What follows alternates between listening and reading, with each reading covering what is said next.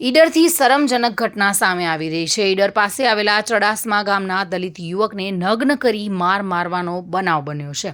અગમ્ય કારણોસર નગ્ન કરી રાત્રિના સમય દરમિયાન આ દલિત યુવકને મારવામાં આવ્યો હતો। આ બનાવને પગલે દલિત પરિવાર ભયભીત પીડિત યુવકને હિંમતનગર સિવિલ હોસ્પિટલમાં ખસેડવામાં આવ્યો હતો। આરએમઓ ડોક્ટરની ટેલિફોનિક વાતમાં જાણવા મળ્યું છે કે યુવકને શરીરના ભાગે ઈજાઓ પહોંચી છે અને કાનમાં પણ ઈજા પહોંચી છે।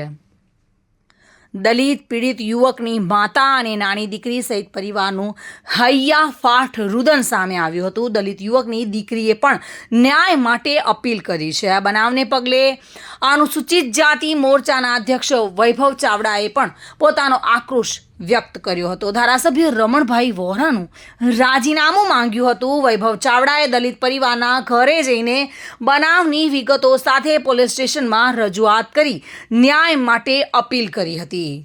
અનુસૂચિત જાતિ મોરચાના અધ્યક્ષ વૈભવ ચાવડા સહિત તેમની સમગ્ર ટીમ પરિવારની સાથે ન્યાય માટે લડત આપવા માટે તૈયાર છે। પોલીસ દ્વારા પણ તપાસનો ધમધમાટ શરૂ કરવામાં આવ્યો છે। આવું ખરાબ કૃત્ય કરનારાઓને કડકમાં કડક સજા મળે તે માટે રજૂઆત કરવામાં આવી હતી। જો કે આઝાદીના 75 વર્ષ પછી પણ આ ક્રૂરતાપૂર્વક દલિત યુવક પર વર્તન તે કેટલું યોગ્ય છે? નગ્ન કરીને તેનો વિડીયો સોશિયલ મીડિયામાં વાયરલ કરવામાં આવ્યો છે। તેને ઢોર મારવામાં આવ્યો હતો। જો કે કયું કારણ હતું તે હજુ પણ જાણવા મળ્યું નથી, પરંતુ આ દલિત યુવકને રાત્રિના સમયે નગ્ન કરીને તેનો વિડીયો ઉતારી તેને મારવામાં આવ્યો હતો। જો કે દીકરી અને માતાનું હૈયાફાટ રુદન સામે આવ્યું હતું। અનુસૂચિત જાતિ મોરચાના પ્રમુખ એવા વૈભવ ચાવડા સહિત તેમની સમગ્ર ટીમ પરિવાર સાથે ન્યાયની લડત આપવા માટે તૈયાર છે। મારું નામ અંજલિ છે। મારા પપ્પાને આવું થયું છે અને હું એ આરોપીને એવું કહેવા માંગુ છું કે તેને એવી સજા આપો કે આ દુનિયામાં પણ ના રહે। સદર જે બનાવ બન્યો છે સાહેબ, એક જબરજસ્ત નિંદનીય અમાનવીય કૃત્ય કર્યું છે, તાલિબાની કૃત્ય કર્યું છે અને ઉઠાંતરી કરી, અપહરણ કરી અને મૂળ મારી અને નગ્ન પરેડ કરાવી છે। તો આના જવાબદાર જે તત્વો, જે આરોપીઓ છે, એ તમામને પ્રશાસન ધરપકડ કરે અને કાયદાથી પૂરેપૂરા નશ્યત કરે એવી અમારી માંગ છે।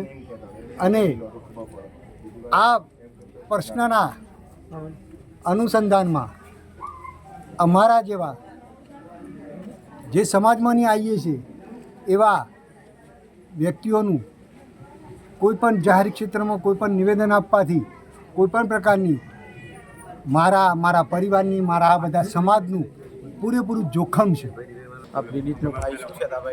મારા ભાઈને 11 તારીખે રાતે 10:30ની આસપાસ જો કામ કરતો હતો કોલ્ડ સ્ટોરેજ દરમલીથી, એ 20-25ના ટોળાએ ઇકોમાં બેસાડી અને મારતા વાડોલ ગામમાં લઈ ગયા। વાડોલ ગામમાં નગ્ન કરીને આખા ગામમાં જુલુસ ફેરવી અને એને પછી પોલીસ કમ્પાઉન્ડરમાં મારતા છે એક જાદર પોલીસ સ્ટેશનની હદ સુધીમાં એને મૂકી ગયા। ચા મેળવા લઈ જા, ઓફિસમાં ખેંચીને માર્યો છે મારા છોકરાને। મારે કશું નહીં જોતું, મારા છોકરાને માર્યો છે। મારા છોકરાને નવેસરો કરીને આખા ગામમાં ફેરવ્યો છે। એનો મારે જોવો છે અને એને કર્યું છે એવું સાહેબ, તમે મારા છોકરાને કર્યું છે એનું સજા આપો સાહેબ, કે હું માં ના જીવું શકું।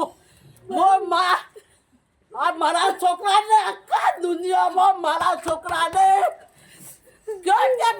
મારા છોકરાને કેટલા મારા છોકરાને ઉતારે છે। હું અંદર માંગુ છું, હું ન્યાય માંગુ છું મારા છોકરાને। હું ના જીવું સાહેબ મારું। પહેલાં તો એક અરુણ બારોટ, મનોજ ઠાકોર, અતુલ ઠાકોર, સંજય ઠાકોર, સંજયભાઈનો ભાઈ, પછી બીજા વિશાલ સુથાર। ટોટલ કેટલા જણા હતા? લગભગ 30-35 જણા ટોળા સાથે માર્યો હતો। તમારી આટલા જણને તમે ઓળખો છો? બધાને ઓળખું સાહેબ. બધાને ઓળખો. હા.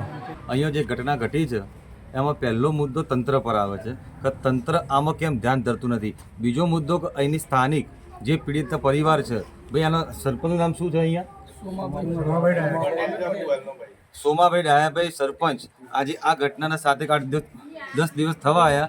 અહીંયા સરપંચ પોતે નાલાયક વેડા કરે છે ને અહીંયા જોવા પણ નથી આવ્યા કે પીડિતના ઘરે શું બીના બની છે, કેવી તકલીફ છે, તો સરપંચ પર પૂરેપૂરી એક્શન લેવામાં આવે.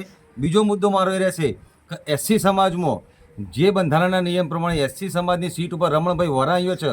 રમણભાઈ વોરા, તમારી બુદ્ધિમતી મારી ગઈ છે, તમને બુદ્ધિ નથી પોકતી. તમે એક સમાજમાંથી આવો છો, આપણા સમાજમાંથી. આજે સમાજમાં કોઈ નાનો મોટો પ્રશ્ન હોય તો હું તમારા સામે વિરોધ ના કરી શકું, ના બોલી શકું, પણ આજે આ દલિત પરિવારના યુવકને નગ્ન કરીને ગામમાં ફેરવવામાં આવ્યો. આ નાની મોટી ઘટના નથી. આ ઘટના સહી લેવાય એમ નથી. દલિત પરિવાર કે આખો સમાજ આ ઘટના ઉપર ફૂલ આક્રોશ છે. રમણભાઈ, અમે તમારું રાજીનામું માગીએ છીએ. ભાવિન ભાવસાર સાથે bureau report, today Gujarati news. આ સમાચાર આપને કેવા લાગ્યા? ટુડે ન્યૂઝને લાઈક, શેર અને સબસ્ક્રાઇબ કરો.